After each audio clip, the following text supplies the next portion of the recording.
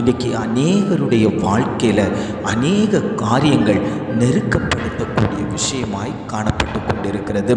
இந்த நெருக்கத்திலிருந்து நான் எப்படி தப்பித்துக் கொள்வேன், என்னை மீட்டெடுப்பவர் யார் என்று அநேகரை தேடி போகிறார்கள்.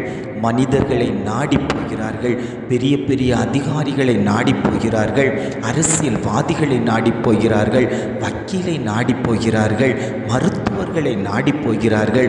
என் நெருக்கத்தை எப்படியாவது நீங்கள் மாற்ற வேண்டும் என்று சொல்லி அந்த நெருக்கத்திலிருந்து அவர்களால் ஒரு விடுதலை கொடுக்க முடிவதில்லை. பிரச்சனையாகவே இருந்து கொண்டிருக்கிறது, வியாதியாகவே இருந்து கொண்டிருக்கிறது, கடன் பாரம் அதிகரிக்கிறதே தவிர அது குறைந்த பாடில்லை. இப்படி பிரச்சனைகளுக்கு மேலே பிரச்சனை அதிகரித்து கொண்டிருப்பதே தவிர குறைவதில்லை.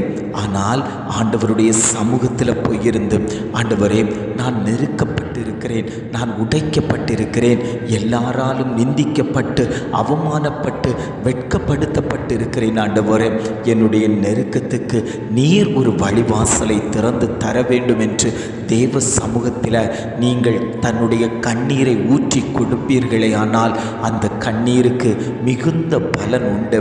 அவர் கண்ணீரை காண்கிற தேவன். அவர் நம்முடைய கண்ணீருக்கு தகுந்த பதிலை ஏற்ற வேளையில் நமக்கு தந்து கொண்டிருப்பார்.